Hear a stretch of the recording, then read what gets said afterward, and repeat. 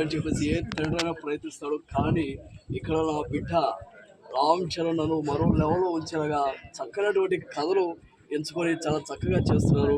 కాబట్టి ప్రేక్షక అభిమానులందరికీ కూడా నమస్తే, థ్యాంక్ యూ అందరికీ. నిజంగా రామ్ చరణ్ గారి మూవీ ఆడిషన్స్ కి చిరంజీవి గారు వచ్చి మాట్లాడితే ఎలా ఉంటారో మాకైతే నిజంగా ఈ వాయిస్ విన్న వాళ్ళందరూ కూడా చిరంజీవి గారు వచ్చి మంచిది.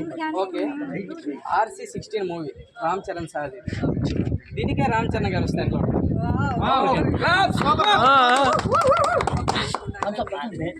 రామ్ చరణ్ గారు రంగస్థలం నుంచి మంచి డైలాగ్ చెప్తారు. ఫస్ట్ చిట్టుబాబు గారి క్యారెక్టర్ రామ్ చరణ్ గారు డైలాగ్ చెప్తారు. ఎవడో ప్రెసిడెంట్ గారు ఇంకా ఎన్నాళ్ళు నేల చూపు చుట్టుకుంటుంది, ఒక్కసారి తల పైకెత్తండి, రంగస్థలంలో కొత్త జెండా వచ్చింది. ఎవడటి కాదురా, కనబడేటి కొట్టండి, కొట్టండి చప్పట్లు. రామ్ చరణ్ గారి ఆడిషన్ కి రామ్ చరణ్ గారు, అదే విధంగా చిరంజీవి గారు, అదే విధంగా బాలకృష్ణ గారు అందరినీ కలిపి మన వాళ్ళు మాట్లాడేశారు. సో వాళ్ళందరూ వచ్చి వాయిస్ ఇస్తే ఎలా ఉంటుందో ఈ ఒక్క అబ్బాయి తెలియజేస్తాడు. సో ఆల్ ది బెస్ట్ అండి.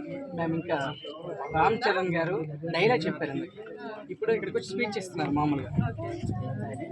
అందరికీ నమస్కారం అండ్ ఈరోజు ఇంత చక్కని ఆడిషన్ మన శ్రీకాకుళం జిల్లాలో జరగడం నాకు చాలా సంతోషంగా ఉంది.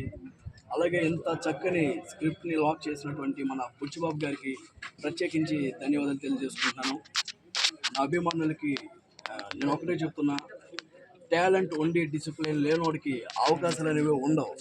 ఒకవేళ టాలెంట్ లేకపోయినా డిసిప్లిన్గా ఉంటే అవకాశాలు దాని అంతటా అవే వస్తాయి.